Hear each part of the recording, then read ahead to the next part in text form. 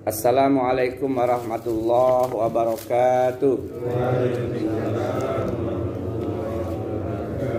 Alhamdulillah, alhamdulillahillazi arsala rasulahu bil huda wa dinil haqq liyuzhirahu ala dini kulli wa kafa billahi syahida.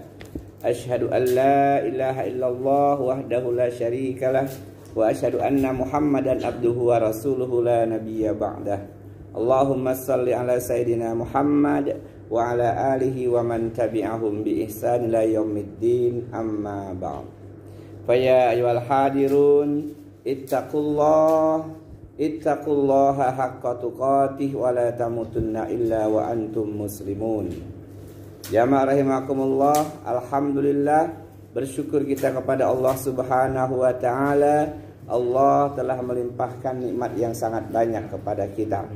Salawat dan salam semoga senantiasa tercurahkan kepada teladan terbaik kita, Nabi Muhammad sallallahu alaihi wasallam.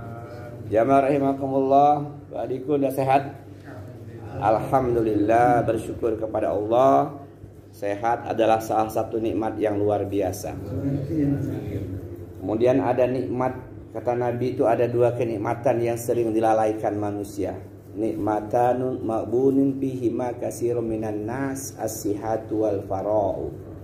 Kata Nabi SAW, ada dua kenikmatan yang manusia terkadang lalai menganggapnya bukan sebuah kenikmatan, bukan sebuah rezeki dari Allah, bukan sebuah karunia, padahal dia rezeki, karunia dan nikmat yang luar biasa. Kata Rasulullah, as-sihhatu wal faraghu, nikmat sehat dan waktu luang. Dengan sehat dan ada waktu luang lalu ditunjang keimanan, maka bisa ikut pengajian. Kalau sakit berat untuk berangkat, kadang sehat tapi banyak kesibukan, ya kan, urusan masih naya, nanti lululah ngaji itu, warung belum tutup, ya masih banyak urusan. Maka ketika kita paham bahwa ada dua kenikmatan yang luar biasa itu, kita manfaatkan semaksimal mungkin. Jangan sampai, maaf, sudah stroke baru pengen berjamaah. Wis telat mas, kata kawan. Dulu gagahnya kemana? Waktu udah sakit parah, dengar suara azan, saya masuk rumah nangis bercucuran air mata. Ya Allah, kenapa dulu saya waktu gagah gak sembahyang berjamaah, ya Allah. Kata malaikat, dah telat mas, tinggal nunggu aja kamu. Jamaah rahimakumullah. Punya waktu luang ini kalau nggak dipaksakan sulit, karena manusia ini nggak ada berhentinya, nggak ada berhenti kesibukannya sampai datang hari kematiannya. Kita ini kalau dipikir-pikir banyak betul urusannya, ada aja. Memang kita disibukkan dengan dunia ini. Maka kalau nggak kita usahakan sungguh-sungguh, sampai mati kita sibuk. Nanti sampai hari kematian orang lainnya kita bikin sibuk, ya kan ya? Nah, jamaah rahimakumullah. Maka tentu senantiasa kita berusaha untuk memperbanyak amal solih kita dan juga untuk mengumpulkan bekal pada kehidupan keabadian negeri akhirat. Jamaah rahimakumullah, 2 pekan lalu kita sengaja 2 pekan itu khusus tanya jawab.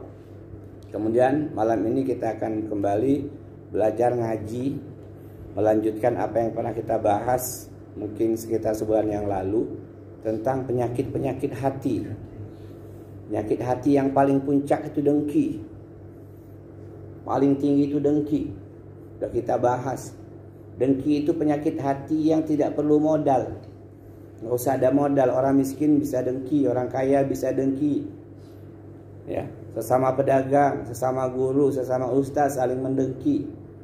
Sama pengusaha, sesama tukang yang punya warung punya kedengkian. Ketika dia tidak pahami bahwa itu penyakit yang bisa berlanjut. Kalau sudah ada dengki dalam hati dipertahankan, maka dia berlanjut. Lanjutannya apa? Ghibah, ngomongin kekurangan orang itu. Lanjut fitnah, memfitnah. Kamu tahu nggak, dia dilantik itu nyogok, dia itu nyuap. Kamu tahu warungnya rame enggak? Pakai penglaris deh itu. Saya tahu, padahal fitnah. Nanti memusuhi. Kemudian mengajak orang lain membenci. Kemudian berusaha untuk mencelakai. Lewat mana mobil barunya itu? Pasang paku 13. Ya. Terakhir membunuh seperti Qabil terhadap Habil. Itu kedengkian ketika tidak diobati, nggak disembuhkan, tidak disadari, maka puncaknya adalah membunuh, baik langsung maupun menggunakan santet, menggunakan segala macam perdukunan, ya na'udzubillah. Nah, kata para ulama, yang kedua, penyakit hati yang kedua, memang beda-beda, ada yang menempatkan ini yang pertama, dengki yang kedua, tapi saya lebih kepada dengki yang pertama. Yang kedua itu penyakit hati yang namanya sombong. Dan seluruh yang kita pelajari bukan untuk mengevaluasi orang lain, bukan untuk mengoreksi orang lain, bukan untuk menghukumi orang lain. Jangan sampai pulang pengajian ini, nah sombong, bukan. Ini untuk kita introspeksi diri. Adakah saya ini memiliki penyakit sombong, kesombongan? Jamaah rahimakumullah, saking pentingnya membicarakan penyakit hati yang namanya sombong, Nabi SAW mendefinisikan, mengartikan what's the meaning of the sombong. Apa itu sombong? Al-kibru batarul haq, al-kibru batarul haq wa ghamtun nas, kata Nabi. Jadi Nabi sampai mendefinisikan sombong itu menolak kebenaran dan menyepelekan, merendahkan manusia. Satu, menolak kebenaran kaitannya dengan hukum-hukum Allah. Sudah jelas Al-Quran mengatakan puasa itu wajib, tapi dia katakan puasa itu untuk yang sehat aja. Saya ini kan gak seberapa sehat. Udah jelas berhijab itu, berjilbab itu wajib, tapi perempuan itu mengatakan enggak, saya semua hukum Islam saya ikuti, tapi kalau jilbab enggak saya. Nah, itu sombong. Sudah jelas Nabi mengatakan dengan perkataan yang luar biasa antara larangan, perintah, tapi banyak yang menolak. Saya semuanya saya terima hukum Islam ini, tapi kalau habis makan itu mesti dijilat, nah saya nggak terima itu, jijik itu. Na'udzubillah, sombong dia. Tapi jangan pula overacting, ya enggak, lagi pesta, ya enggak, disembunyikan, ada tata keramanya. Sunnah Rasul. Karena ada orang begitu, saya ini sudah bolak-balik haji, seluruh syariat saya terima dengan lapang dada, tapi syariat yang jilatin jari habis makan, nah itu nggak bisa terima saya. Na'udzubillah, itu contoh ya, masih banyak yang lain. Jadi jamaah rahimakumullah, batarul haq itu kaitannya dengan Allah dan Rasulnya. Apabila datang dari Allah dan Rasulnya, dari Quran, dari hadis, dia tidak mau menerima kebenaran itu, dia tolak, maka itu dikatakan sombong dia. Yang kedua, wa ghamtun nas, ini berkaitan dengan manusia, merendahkan manusia, menyepelekan manusia. Apa sih dia itu? Saya aja nggak tamat, ngerti apa dia? Awalnya sih dari hati penyakit sombong itu, tapi nanti sama seperti dengki, akan terwujudkan, akan terlihat dari ucapan, dari perbuatan, dari gaya berjalan, dari tingkah laku, dari wajah, dari pandangan mata, dari gerakan dagu aja kelihatan sombong itu. Jalannya agak dongak dikit. Berapa lama? Siring dia. Jamaah rahimakumullah. Jadi Nabi mendefinisikan supaya kita memahami al-kibru batarul haq wa ghamtun nas. Kesombongan itu adalah menolak kebenaran yang kaitannya dengan hukum-hukum Allah. Yang kedua, merendahkan, menyepelekan manusia. Jamaah rahimakumullah, larangannya dalam Al-Quran banyak sekali. Salah satunya dalam Quran surah Luqman ayat 18. Bismillahirrahmanirrahim. Wala tusa'ir khaddaka linnas wala tamsi fil ardi maraha. Innallaha la yuhibbu kulla mukhtalin fakhur. Artinya, dan janganlah kamu memalingkan mukamu dari manusia karena sombong. Kalau ketemu kawan orang miskin, ketemu orang yang di bawahnya, langsung memalingkan wajahnya, menyepelekan orang. Dan janganlah kamu berjalan di muka bumi dengan angkuh, tolak pinggang. Lihat karyawan lagi kerja, bagus ya. Kadang-kadang nunjuk pakai kaki ya. Yang sebelah sana dikorek juga ya. Lupa kok pakai kaki, ya namanya majikan, terserah. Ya protes kamu ini. Auzubillah ya. Janganlah kamu berjalan di muka bumi dengan angkuh. Sesungguhnya Allah tidak menyukai orang-orang yang sombong lagi membanggakan diri. Luqman ayat 18. Jamaah rahimakumullah. Nah, jemaah rahimakumullah, itu salah satunya, banyak sekali ayatnya, kita ambil satu waktu kita terbatas. Lalu kata Imam Al-Ghazali rahimahullah, sombong ini penyakit yang perlu modal sebenarnya, walaupun terkadang enggak juga. Tapi secara umum sombong itu perlu modal. Orang bisa sombong karena punya modal. Imam Ghazali mengatakan ada beberapa hal modal yang dimiliki seseorang bisa mendatangkan kesombongan. Ketika dia tidak paham dengan agama, dia tidak belajar, dia tidak tahu dengan bagaimana hukumnya kesombongan itu. Yang pertama kata beliau adalah harta dan kekayaan. Orang yang punya harta banyak, yang kaya itu, kalau dia tidak mempunyai keimanan yang baik, maka itu bisa mendatangkan kesombongan baginya. Terlihat dari ketika dia memperlakukan orang lain. Orang kaya itu gaya berjalannya beda. Kemudian kalau datang ke suatu tempat, dia pengen lebih diutamakan, lebih diprioritaskan. Kok saya nggak disambut sih? Nggak tahu apa saya pemilik kapal terbesar di kota bumi ini. Ya, dengan harta kekayaan itu modal pertama. Itulah kata Imam Al-Ghazali, peringkat pertama modal yang bisa menyebabkan orang sombong karena dia kaya.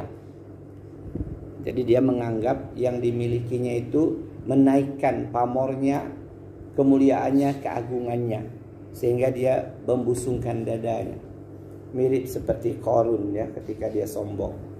Seperti iblis sombong karena nasab, karena keturunan, karena asal penciptaannya. Nauzubillah. Yang kedua, karena pangkat, kedudukan dan jabatan. Pangkat, kedudukan dan jabatan merupakan amanah dari Allah. Tapi kalau keliru dalam menyikapinya, maka dia bisa menjadi sombong. Dulu dia belum terpilih jadi anggota legislatif, kemana-mana negor senyum. Ya, Assalamualaikum Pak, Waalaikumsalam. Setelah kelantik jadi nggak pernah nongol lagi, hilang dia. Pas nongol ditanyakan, Assalamualaikum Pak, kamu siapa? Katanya, ya Allah Pak, Bapak 3 kali ke rumah saya pertemuan dulu itu. Ya, kelihatan itu ketika punya jabatan. Dulu belum jadi pejabat, ya masih senyum saya senyum sini. Sama orang familiar, supel. Setelah jadi pejabat, jaim, jaga image. Kok Bapak itu nggak negor lagi? Nggak level kita bro, gua kan kadis, lo nggak jelas. Nah, kita mungkin di pergaulan juga sering kan, lo Bapak itu dulu ramah lo sama saya waktu masih kayak jelata. Sekarang dilantik jadi kepala desa, jadi lurah lain ya. Udah nggak ngelihat lagi, nggak kenal pula ketemu di pesta. Halo Pak, Bapak siapa? Loh Pak, kita kan kawan SMA dulu. Nah lupa saya sama muka kamu ini. Astagfirullahaladzim. Ya, hati-hati ini. Untung kita nggak ada yang jadi pejabat ya. Tapi bukan ingat, ini untuk kita. Jangan ngoreksi orang untuk kita. Siapa tahu nanti jadi pejabat ya nggak? Apa jadi ketua RT, ketua LK ya nggak? Pak ketua dusun. Dengan saya ketawa. Iya. Ya, alhamdulillah beliau al-familiar ya, tawadu ya, rendah hati ya. Terus yang berikutnya kata Imam Al-Ghazali rahimahullah, kecantikan dan ketampanan. Orang yang tampan, gagah, maco itu bisa mendatangkan kesombongan. Ketika ngelihat orang yang jelek, pendek, pesek, hitam, keriting, hidup. Ini orang apa bukan kata dia? Karena dia ngelihat dirinya sempurna, fisiknya tinggi, maco, putih ya enggak? Badannya sispek, ngelihat orang kerempeng, nah papan dari mana ini? Nauzubillah ya. Jadi hati-hati dengan orang tampan itu. Kalau dia nggak paham bahwa itu juga titipan dan nggak lama makainya bisa sombong dia. Ngelihat kawan, nah, aduh kurang gizi kayak bapak ini. Astagfirullahaladzim ya. Kemudian kata beliau, nasab dan keturunan. Kalau kita punya keturunan bangsawan, bangsa yang hidup di awan, tinggi dia, Raden Roro Jonggrang gelarnya, RRR depannya. Ya Pak Saroji masih enggak ya? Dia lepas ya, Raden Roro juga. Itu kayaknya ada. Ya, kadang orang bangsawan merasa dirinya mulia karena nasab, karena keturunan, karena kesukuan. Kami yang pertama di sini. Kamu orang itu pendatang semua. Wow, na'udzubillah. Laisa minna man da'a ala asabiyah, kata Nabi. bukan golonganku, bukan umat Muhammad SAW orang yang mendewa-dewakan asobiyah, orang yang mengajak kepada kesombongan karena suku, karena daerah, karena bangsa. Itu Nabi marah besar ketika Bilal berdebat dengan kawannya, sama-sama sahabat Nabi. Bilal kita tahu orang Afrika, sukunya kulitnya hitam. Dia dicela oleh lawan debatnya, dasar kulit hitam. Marah Bilal, tapi dia nggak mukul, lapor ke Nabi. Ya Rasulullah, si fulan telah menghina aku dari suku, bukan aku hitam. Karena suku ada dari Afrika. Dia orang Arab, ganteng, putih. Nabi marah, murka Nabi. Nabi marah. Kullub bani Adam, kalian semua ini dari anak cucu Adam semua. Wa adamin turab, Adam itu dari tanah, kata Nabi, semuanya dari tanah. Mungkin yang hitam-hitam tanahnya itu agak-agak di pinggir kali, ya nggak? Mungkin ya. Jadi kata Adam, kata Rasulullah seperti itu. Kalian itu semua cucu Adam, dan Adam diciptakan dari tanah. Tidak ada yang lebih mulia antara Ajab dan non Arab dan Ajam. Antara orang Arab dengan orang Arab nggak ada yang lebih mulia. Nggak ada yang lebih mulia antara yang putih dengan yang hitam, yang lurus dengan yang keriting rambutnya. Nggak ada yang lebih mulia. Inna akramakum indallahi atqakum. Yang paling mulia, yang paling takwa, bukan karena sukunya, bukan karena asalnya, bukan karena keturunan bangsawan dan sebagainya. Na'udzubillah. Banyak orang terkadang bangga betul dengan gelar-gelar kebangsawanan, ya. Bangga betul dengan berbagai macam gelar dan suku. Padahal naik angkot tetap bayar kan? Tetap bayar, ya. Walaupun gelar saya misalnya pangeran, ratu apa, saya tetap bayar naik angkotnya. Jamaah rahimakumullah. Jadi kata Imam Al-Ghazali, yang keempat yang menjadikan penyebab orang bisa mendatangkan penyakit sombong di hatinya karena nasab dan keturunannya. Kemudian yang kelima, kata beliau, karena ilmu pengetahuan. Orang yang pintar, bergelar S1, S2, S3, doktor, magister, master, profesor, hati-hati.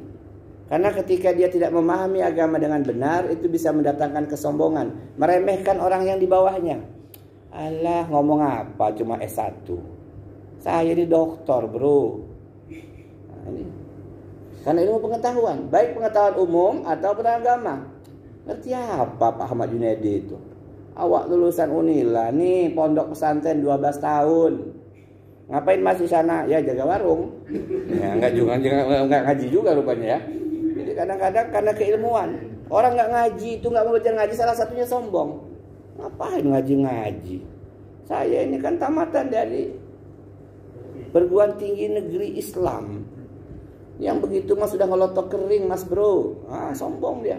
Sombong dengan ilmunya. Ngapain bergaul dengan anak-anak seberang itu? Nggak jelas. Bergaul itu yang selepel. S1 dan S1, S2 dan S2, S tongtong dan S tongtong. Nah, na'udzubillah. Kadang terlucap. Kadang kalau nggak ditulis gelarnya, nggak datang dia kondangan. Kok nggak datang pak? Loh, nama saya kan Dr. Ahmad Junaidi. Di situ cuma ditulis Ahmad Junaidi. Yang ambil dokter 200 juta bro, jangan kamu nggak tahu. Oh, gara-gara itu nggak datang dia. Sombong dengan gelar, dengan ilmunya. Na'udzubillah. Ya, nggak ditulis hajinya, marah dia. Baik, yang akan menyampaikan sambutan tuan rumah adalah Ahmad Junaidi. Woi, ada H-nya itu. Kamu tahu nggak 36 juta itu? Astagfirullah. Dulu kita menyangka nggak ada, ternyata ada, orangnya diem aja. Kenapa bapak itu merenggut? Gelarnya nggak kamu sebut. Astagfirullah. Baiklah, sambutan dari tuan rumah diwakil Bapak Haji Ahmad Junaidi SPDMM. Baru banget. Oh iya. Sip, kamu katanya ngomong sama dia. Nanti turun dari panggung jangan lupa ya. Nanti kasih tip kamu. Nauzubillah. Nah, yang berikutnya kata Imam Al-Ghazali, yang keenam, orang bisa sombong, ini hati-hati kita, untuk kita kata orang lain, karena amal ibadah dan ketaatan. Hati-hati orang yang sudah rajin ibadah itu. Nanti dia bisa sombong, dibisikkan setan. Ketika dia berangkat ke masjid, ngeliat tetangganya ke masjid, wow, ahli neraka semua ada orangnya. Hanya kami inilah yang isi Ar-Rahman ini. Inilah orangnya. Hati-hati itu. Walaupun hanya dalam hati, karena sombong itu penyakit hati. Lisan nggak ngucap, tapi hati. Kita inilah memang ahli surga ini. Ngeliat kawan lagi banting kartu celepak, nah neraka semua. Lihat kawan lagi nenggak, dilempar ke jahanam itu. Sombong dengan amal ibadah dan ketaatan. Maka jangan sampailah ketika kita melihat orang-orang yang belum taat itu, jangan sampai ada pemikiran kita lebih mulia dibanding dia. Jangan, na'udzubillah. Ketika melihat orang masih maksiat, masih berbuat segala macam dosa, zina, maling, berjudi, selingkuh, jangan sampai kita merendahkannya. Jangan sampai kita punya pemikiran aku lebih mulia dibanding dia. Jangan. Siapa tahu dia tobat nanti, ya enggak? Taubatan nasuha, dia ibadah luar biasa. Ternyata kita ditempongnya. Dadah mas bro, kata dia. Kamu baru 3 rakaat, tahajudnya saya 11. Nah, udah naik levelnya dia. Jangan pernah kita merendahkan siapapun, baik kaitannya dengan harta, dengan keadaan kondisi ekonomi, dengan ketaatan. Jangan. Kalau ketemu kawan belum taat, berdoa kepada Allah, ya Allah beri dia hidayah ya Allah. Jangan merendahkan, jangan melecehkan. Ya na'udzubillah. Kampung ini memang parah dia itu, tukang segala tukang. Jangan. Ketika hidayah menyapa orang itu, Allah berikan, dia kuat untuk taubat kepada Allah, boleh jadi dia lebih hebat dibanding kita. Kita nggak ada apa-apanya. Ketika melihat orang belum berjamaah bersama kita, jangan menyepelekannya. Boleh jadi dia ada amal-amal lain yang luar biasa yang mengalahkan kita. Ada orang katanya sederhana, makannya susah, naik sepeda kemana-mana. Jangan kita rendahkan walaupun naik sepeda. Siapa tahu dia dengan keadaan yang miskin itu ternyata infaknya lebih besar dibanding kita secara ukuran hakikatnya. Kita 5 juta setiap bulan mungkin infaknya 100 ribu. Dia penghasilan 1 juta, sanggup 50 ribu. Ya kan ya? Cuma dengan 1 juta berarti dia jauh mengalahkan kita. Jauh mengalahkan kita. Maka dalam agama kita ini jangan pernah merendahkan, menyepelekan orang lain. Bagaimanapun keadaan orang itu, prasangka baiklah. Kalau melihat orang tua, kita kagum, ya Allah sudah banyak dia beramal, ya Allah. Kalau lihat anak muda, ya Allah masih sedikit dosanya orang itu. Saya ini sudah karuan karu-karu. Ya, melihat orang maksiat, ya Allah, siapa tahu dia nanti taubat taat, barangkali dia lebih hebat dibanding saya nanti. Selalu begitu, kita selalu berhusnuzon, prasangka baik. Jangan pernah merendahkan, menghina, menyepelekan keadaan orang di sekitar kita, baik saudara kita, teman kita, tetangga kita, jangan. Nauzubillah. Minimalnya kita doakan kalau dia belum taat, ya Allah beri dia hidayah ya Allah. Itu luar biasa. Wala kamislihi kata malaikat. Engkau pun akan mendapatkan kebaikan dari Allah karena doamu yang diam-diam kamu lantunkan kepada orang yang tidak diketahui oleh dia. Jamaah rahimakumullah. Kemudian yang berikutnya, ciri-ciri orang yang sombong. Nah, ini untuk introspeksi diri, bukan untuk menilai orang lain. Yang pertama, terlihat dari gaya berjalan, gaya bicara dan raut wajah. Orang yang sombong itu jalannya ada lain. Allah menggambarkan seperti itu. Wala tamsi fil ardi maraha innaka lan tahriqal arda wa lan tablughal jibala tula. Dan janganlah engkau berjalan di bumi ini dengan sombong. Jadi Allah itu menggambarkan salah satu contoh orang sombong itu dari gaya berjalan aja. Kemudian raut wajah. Kalau melihat orang itu, kalau merendahkan itu bibirnya nyungir. Senyumnya senyum ngece, senyum ngejek, bukan senyum apa. Dari raut wajah menyepelekan. Itu aja gak bisa. Nah. Kemudian ciri yang berikutnya, dia senantiasa menghargai diri sendiri berlebihan. Sehingga dia merasa dia yang paling. Kalau nggak karena saya nggak jadi gang ini, nggak saya yang buatnya dulu. Masjid Ar-Rahman ini kalau nggak saya nggak berdiri, nggak jalan nggak. Jadi selalu mengunggulkan dirinya berlebihan dan ujungnya menyepelekan orang lain. Allah nggak ada apa-apanya dia itu, anak kemarin sore. Nggak usah kawan hebat-hebatkan dia itu, nggak ada apa-apanya. Nah, jemaah rahimakumullah itu. Lalu enggan menerima saran dan masukan orang lain. Itu ciri orang sombong. Pak, saran Pak gimana? Udahlah, kamu kan nggak ngerti apa-apa kamu itu. Pak, saya saran Pak. Udah, kamu kan baru tamat sekolah, nggak ngerti. Saya ini udah makan asam garam, udah tua, udah lapuk saya ini. Lapuk kejemur ya Pak. Marah pula dia.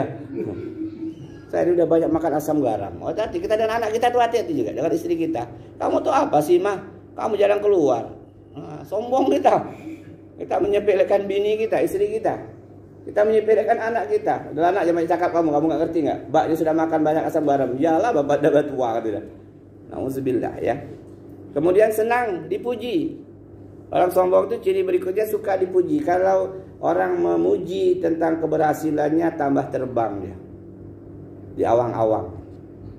Nah, berikutnya apalagi cirinya? Apapun topik yang sedang dibicarakan dengan lawan bicaranya, ujung-ujungnya selalu berakhir dengan membicarakan kehebatan dirinya, kehebatan keluarganya, kehebatan temannya, kehebatan pergaulannya. Lagi ngomong apapun, nah bapak-bapak ngomong tentang singkong, ujung-ujungnya dia mulai menceritakan kebanggaan diri. Ujung-ujung pembicaraan selalu kebanggaan diri, cerita tentang keluarga, tentang saudaranya, tentang tetangganya, tentang teman-temannya. Oh iya, kawan saya itu ada 15 hektar singkongnya. Wih, sekali panen ratusan juta dia. Oh tadi gak cerita apa-apa loh. Ngebanggain teman, kadang ngebanggain saudara. Kadang ngebanggain pergaulannya. Saya biasa dengan Pak Burhati ngobrol ngopi-ngopi bareng. Mas, yang nanya siapa? Jadi apapun topik pembicaraan selalu berujung pada cerita tentang dirinya atau keluarganya atau orang-orang yang penting dalam pergaulannya. Kalau dia cerita misalnya lagi ngobrol lalu ngelihat gambar Ka'bah. Orang lagi ngomongin tentang apapun, dia lihat Ka'bah. Nah, dulu waktu saya haji 2016, ini belum ada ini belum. Nah, kawan bingung apa pula kata kawan itu. Nah, ini. Nah, waktu saya umrah yang keempat kali 2020, di sini ini masih kosong. Sekarang udah ada bangunan. Kata kawan, siapa yang nanya, Pak? Enggak, ngasih tahu aja. Ngasih tahu bahwa saya sudah umrah 4 kali. Sombong. Kalau cerita game itu, ada kucing lewat, bulunya panjang. Wow, kucing ini kayak singa. Iya, kata kawannya, panjang betul loh. Iya ya kayak singa ya. Saya pernah ke Singapura katanya. Apa hubungannya kucing sama Singapura? Njuk tahu kata orang Palembang. Aku ini pernah ke Singapura. Nah ini selalu pembicaraan itu kepada dirinya. Itu kita juga, kita hati-hati kalau ngobrol. Karena manusia itu selalu meninggikan dirinya. Ya kan ya? Mancing dapat ikan baung padahal baru apa namanya kecil itu? Ikan keting. Keting ya? Baru keting. Baru segini, cerita ke kawan segini baung saya tadi. Manusia itu kalau cerita dirinya selalu menaikkan dirinya. Ya kan ya? Selalu diperbesar. Kamu tahu nggak panen singkong kemarin? Iya, 1 hektar saya itu 80 ton. Ya toh, iya. Ya campur tanah ya. Orang itu selalu ke dirinya itu diangkat-angkat terus. Nauzubillah, itu ciri-ciri kesombongan ya. Kemudian sering mengeluh, tapi ngeluhnya sembari pamer. Mengeluh tapi pamer. Oh ya, anak saya itu mahal betul kuliahnya itu, ampun saya bayarnya. Berapa Pak? 20 juta 1 semester. Ya tapi alhamdulillah kebayar sih, masih ada lah rezeki itu. Nah kata kawan, apa maksud Bapak itu? Tadi ngeluh kemahalan tapi ujung-ujungnya alhamdulillah masih kebayar juga. Ngeluh. Berapa tadi ngajinya? Tadi malam kamu berapa juz? Dikit. Cuma dikit saya. Berapa juz? 5 juz. Woi, tadinya ngerendah, ujung-ujungnya 5 juz. Nah banyak itu kata kawannya. Enggak, dikit, cuma 5 juz. Merendah tapi sebenarnya untuk menaikkan diri. Ada istilahnya, saya lupa itu ya. Merendahkan jawabannya. Gimana tadi itu Pak? Enggak, cuma dikit dapatnya. Berapa? 30 ton. Wow, banyak itu kami nggak dapat. Biasalah kalau saya mah segitu nggak ada apa-apanya katanya. Oh ya Allah ya. Ini untuk kita ya, hati-hati ketika kita bicara dengan orang lain, menceritakan tentang kehebatan kita, itu ujung-ujungnya itu mencirikan kita itu termasuk pribadi yang masih ada sifat kesombongan. Nah jemaah rahimakumullah, setelah kita paham cirinya, berikutnya apa sih keburukan penyakit sombong? Yang pertama, sombong adalah dosa pertama yang dengannya Allah Subhanahu wa taala dimaksiati. Jadi Allah itu ditentang pertama kali oleh iblis karena iblis sombong. Jadi selama ini semuanya makhluk Allah itu taat dan patuh kepada Allah. Di atas langit yang ketujuh di surganya Allah, iblis, para malaikat, itu jin semuanya taat kepada Allah. Dan pertama kali dosa terjadi, dosa yang disebabkan kesombongan. Wa idh qulna lil malaikati isjudu li adama fasajadu illa iblis aba wastakbar wa kana minal kafirin. Al-Baqarah ayat 34. Allah berfirman, Dan ingatlah ketika kami berfirman kepada para malaikat, sujudlah kalian kepada Adam. Maka sujudlah mereka semua kecuali iblis. Ia enggan dan ia sombong. Dan dia termasuk golongan orang-orang yang kafir. Dia sombong, kata iblis, ana khairu minhu. Aku nih lebih baik dibanding dia, Adam itu. Khalaqtahu min nar, aku ini tercipta dari api. Wa khalaqtahu min tin, Adam itu dari tanah. Aku lebih mulia. Ngapain aku sujud sama Adam? Sombong karena asal penciptaan. Sujud di sini bukan sujud penyembahan ya, maksudnya sujud penghormatan. Iblis gak mau. Ketika ditanya, iblis, apa kamu gak mau sujud sama Adam? Aku lebih mulia dibanding Adam. Ana khairu minhu, aku lebih mulia dibanding dia. Aku tercipta dari api, Adam dari tanah. Nauzubillah. Jadi keburukan sombong, dosa pertama yang terjadi di langit, maksiat pertama kepada Allah adalah kesombongan. Sombongnya iblis karena nggak mau mengikuti perintah Allah. Padahal Allah perintah sujudlah. Semua sujud, iblis nggak mau. Yang kedua, jamaah rahimakumullah, keburukan sombong. Sombong itu awal dari segala macam kegagalan. Orang yang sombong itu sebenarnya itulah awal kegagalannya.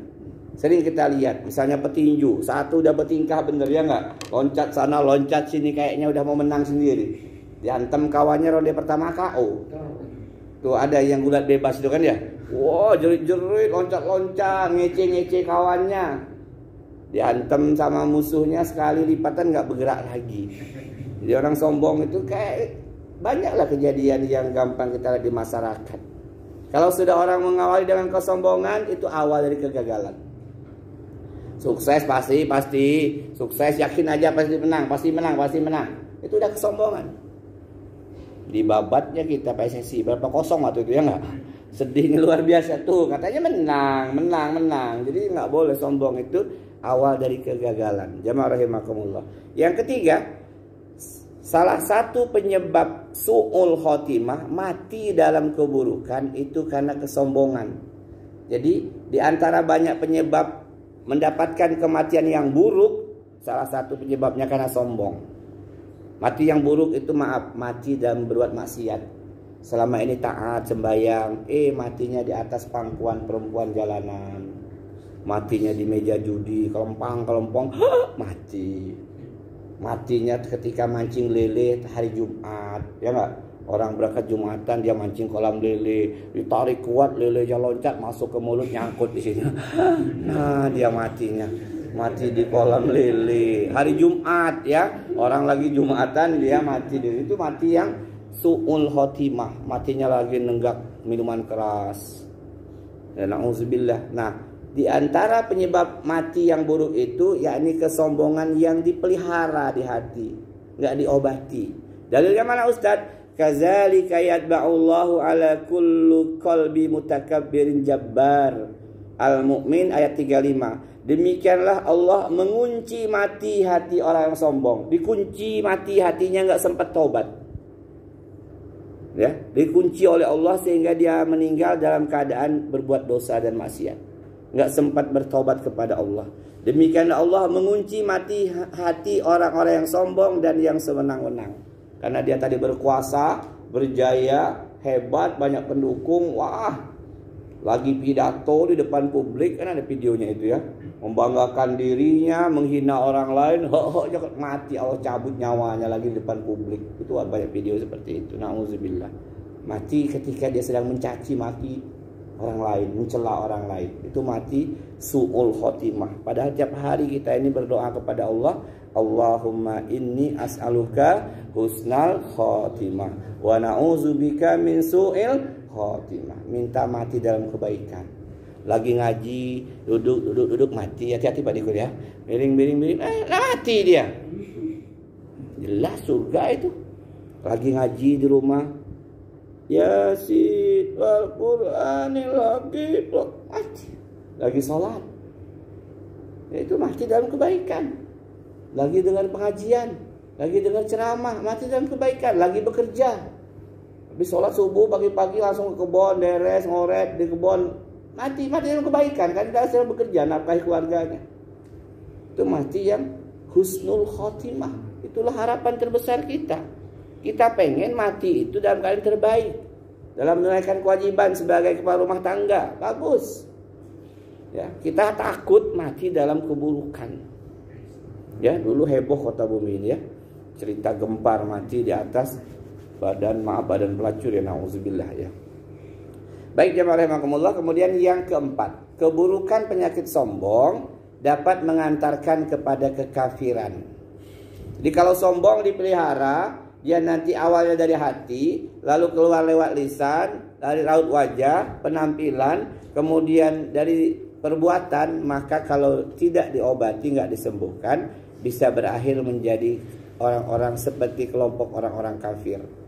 Allah berfirman, fasajadal malaikatu kulluhum ajma'un illa iblis astakbara wa kana minal kafirin. Lalu seluruh malaikat bersujud semuanya kecuali iblis. Ini Quran surah Shad ya tadi, Al-Baqarah. Ini surah Shad menjelaskan seluruh malaikat bersujud semuanya kecuali iblis, dia menyombongkan diri. Iblis menyombongkan diri dan dia termasuk orang-orang yang kafir. Nah, jamaah rahimakumullah, kesombongan bisa mengantarkan kepada kekafiran. Qarun dan Musa itu sepupu, sekelik, akrab. Mereka itu masih saudara, Qarun dan Musa. Qarun sombong karena Allah beri harta kekayaan yang melimpah. Qarun, dari mana hartamu itu? Dia Qarun bilang, aku ini kaya berharta banyak karena aku cerdas, karena kepintaran, karena ilmu yang ada padaku. Pintar berdagang, pintar niaga, pintar usaha dalam bahasa kita. Allah murka karena Qarun sombong. Dia merasa seluruh hartanya karena kecerdasan, karena ilmunya. Maka Allah tenggelamkan Qarun berserta seluruh hartanya. Na'udzubillah. Kemudian, jamaah rahimakumullah, di akhirat nanti orang-orang yang sombong dia tidak diperdulikan oleh Allah Subhanahu wa taala. Nabi bersabda, 3 golongan yang tidak diajak bicara oleh Allah pada hari kiamat dan tidak disucikannya, dan bagi mereka azab yang pedih, yaitu 1, orang yang sudah beruban, sudah tua tapi masih berzina. Sudah tua, jalan sudah miring, masih godain janda, ya enggak? Masih berzina, na'udzubillah, enggak sempat tobat. 2, kata Nabi, tidak akan dilihat oleh Allah, tidak akan disucikan, mendapat azab yang pedih, orang miskin yang sombong. Udah miskin sombong pula, na'udzubillah. Nggak ada yang modalnya, nggak ada sebenarnya, tapi tetap sombong. Yang ketiga adalah orang yang menjadikan Allah sebagai barang dagangannya. Dia tidak membeli kecuali dengan bersumpah. Di pedagang hati-hati, saya termasuk. Oh, sumpah belum balik modal itu, padahal sudah lewat modal. Itu tidak akan Allah murka orang yang bersumpah untuk melariskan dagangannya. Sumpah ini udah buatan dari Amerika, celana jin ini, padahal buatan Bandung ya. Asli nih, kulit bener nih, kulit sapi, nggak taunya plastik, kalem. Sering kan gitu, bersumpah, wallah demi Allah ini belum nyampe modalnya, tambahlah dikit lagi. Na'udzubillah ya. Itu hati-hati ya. Kemudian yang terakhir, keburukan penyakit kesombongan ditempatkan di neraka jahanam. La yadkhulul jannah man kana fi qalbi misqalun zarratin min kibrin. Tidak akan masuk surga seseorang yang di dalam hatinya terdapat kesombongan walaupun sebesar biji sawi. Jadi kalau kita punya kesombongan dalam hati kita, di antaranya tadi menolak kebenaran walaupun sedikit, semuanya kita sholat, kita puasa, kita zakat, kita haji, kita umrah, tapi kita tidak terima misalnya salah satu hukum Allah. Misalnya jilbab itu nggak wajib, nggak apa-apa nggak berjilbab. Nah, itu berarti dia menolak kan ya. Salah satu itu pada di antara banyak hukum-hukum Allah, dia pasti dilemparkan ke neraka jahanam untuk menghapus dosanya itu. Walaupun dia sembahyang, ketika dia nggak bertobat dengan keyakinan yang keliru itu, dia diazab dulu. Bukan dia nggak masuk surga selamanya, maksud para ulama hadis, maksudnya diazab dulu dia, karena dia mengingkari, menolak kebenaran salah satu syariat agama. Banyak macamnya, membenci jenggot, hati-hati. Kan kadang orang tuh taat, alim, tapi ngeliat kalian berjenggot dia jijik. Ih, kayak kambing kamu ini. Mbe katanya. Dulu murid saya ngejek saya, saya keluarkan hadisnya, taubat dia. Udah lagi ngeri saya, kamu tahu nggak? Menghina salah satu syariat agama, kamu berarti sombong. dan kamu dilemparkan ke jahanam walaupun kamu bolak-balik nih haji ke Mekah. Hati-hati ya jenggot. Awan pakai gamis, ada kan pakai gamis ya? Hati-hati ada ngejek, sok karap-karapan. Nah, hati-hati benci dia sama gamis. Padahal kata Ummu Salamah istri Nabi SAW, apa kata beliau? Kana ahabbus siyabi ila sallallahu alaihi wasallam al-khamis. Sesungguhnya pakaian yang paling disukai oleh Nabi SAW adalah gamis. Gamis itu pakaian satu, berat sampai bawah tuh gamis. Lihat gamis ya, sampai bawah kan. Nah itu, ini pakaian dicintai Nabi. Kan ada orang ngejek, sok ke Arab-Araban. Dia nggak tahu hukumnya, berarti dia ngejek hukum Allah. Dia nggak sempat tobat kepada Allah walaupun dia rajin sholat, walaupun dia tahajud tiap malam, puasa Senin Kamis, tapi dia mencaci, mencela, tidak suka dengan salah satu syariat, dia dilemparkan ke neraka untuk ngebersihin dosanya itu. Macam-macam kadang tuh kan. Ibu-ibu ini banyak yang nggak suka dengan laki-laki yang beristri lebih dari satu, dicaci maki. Banyak itu. Saya bilang, Bu, nggak boleh Bu, ibu walaupun taat setengah mati, ibu dilemparkan ke neraka. Kenapa Ustaz? Karena ibu tidak menolak kebenaran bahwa laki-laki itu boleh sampai 4. Fankihu ma tobalakum minan nisa masna wa sulasa wa ruba, 2, 3 atau 4. Kok ibu mencaci maki? Saya terima semuanya itu Ustaz, tapi urusan laki saya kawin lagi sampai mati saya nggak ridho. Nah Bu, nggak boleh itu. Nah yang masih tua-tua ini masih ada pikiran, nggak lagi ada? Nggak ada lagi dah. Yang muda-muda Pak Usop pasti ya. Ini nggak lagi ya, nggak lagi. Saya nggak lagi dah tua ya. Nah jemaah hati-hati. Jadi sini kita Dek, kamu jangan ngomong begitu. Kamu boleh nggak nerima, nggak boleh. Kamu katakan aja itu memang benar hukum Allah, tapi saya sendiri belum sanggup. Nah itu bahasanya benar. Kamu nggak berdosa. Iya, jangan kamu tolak. Itu nggak benar. Mana ada hukum itu enak amat laki-laki. Ya coblos sana coblos sini katanya. Nauzubillah, berarti dia mencela. Ini kita jelaskan sabini kita kalau dia benci. Saya suka kiai itu, tapi saya nggak suka dengan kelakuannya, kawin terus itu. Nah Bu, ibu berarti tidak terima dengan ketetapan Allah Bu, itu la yadkhulul jannah. Ibu tidak akan masuk surga, dilempar ke neraka dulu Bu. Apa iya? Iya Bu, karena ibu menolak kebenaran datangnya dari Quran dan hadis. Katakan aja Bu, saya tahu itu hukumnya benar, tapi saya sendiri belum sanggup. Nah selesai, aman Ibu. Oh gitu tadi, iya ya. Kalau bahas masalah nikah lagi itu ibu-ibu waduh marahin saya. Jangan diundang lagi Pak Haji, itu ngeri saya katanya. Nah jamaah rahimakumullah, dan azab-azabnya sangat banyak ya. Dalam Al-Quran dijelaskan, dikatakan kepada mereka, masukilah pintu-pintu neraka jahanam itu, sedangkan kamu kekal di dalamnya. Maka neraka jahanam itulah seburuk-buruknya tempat bagi orang-orang yang menyombongkan diri. Kilat hulul abwaba jahannam khalidina fiha fabi'sa maswal mutakabbirin. Dalam hadis lain dijelaskan, tadi ayat Al-Quran Az-Zumar ayat 72, dalam hadis dijelaskan, pada hari kiamat orang-orang yang sombong itu akan digiring dan dikumpulkan seperti semut kecil dalam bentuk manusia. Lunik-lunik, jadi kurcaci-kurcaci. Digiring sama malaikat, kecil kayak semut tapi bentuknya manusia. Ya, mereka dalam kehinaan, dari berbagai sisi mereka dihina. Mereka akan digiring menuju sebuah penjara dalam neraka jahanam yang bernama Bulas. Jadi jahanam itu ada kompleks penyiksaan khusus untuk orang sombong, namanya Bulas kata Nabi. Api neraka yang sangat panas akan membakar mereka. Mereka akan diminumi nanah penduduk neraka lainnya yang disebut dengan tinatul khobal, lumpur kebinasaan. Udah kecil-kecil kayak semut kayak manusia, dicecoki dengan lumpur, dengan nanah yang busuk dari penduduk neraka lainnya. Na'udzubillah. Maka kita, untuk pribadi kita, hati-hati, jangan sampai meremehkan, merendahkan atau menolak kebenaran yang datang dari Allah dan Rasulnya. Kalau kita belum sanggup, katakan saja itu betul dari Allah, tapi saya sendiri belum sanggup, saya minta ampun kepada Allah. Itu lebih aman ya, daripada kita menolak, mencela ataupun merendahkan hukum-hukum Allah ya. Mana ada sangar, hukum potong tangan itu sadis, gak sesuai dengan kemanusiaan. Nah, potong tangan hukum Islam, tapi prosesnya kan gak mudah. Ada sidang-sidang belum lanjutkan ya. Setelah putus sidang baru, bukan maling ketangkap, ambil tangannya, putuskan ya, nggak seperti itu. Kadang kita ini nggak paham dengan agama ini. Kalau berzina rajam sidang dulu dari tingkat pertama, tingkat 2, tingkat tinggi, Mahkamah Agung. Prosesnya lama. Betul-betul kenyataan ada saksinya 4 orang melihat baru hukum ditegakkan dan dia mengakuinya. Kalau dia nggak ngaku nggak bisa ditegakkan hukum itu. Enggak belum masuk kata dia. Baru sampai pinggir aja udah kejebak saya. Nggak jadi.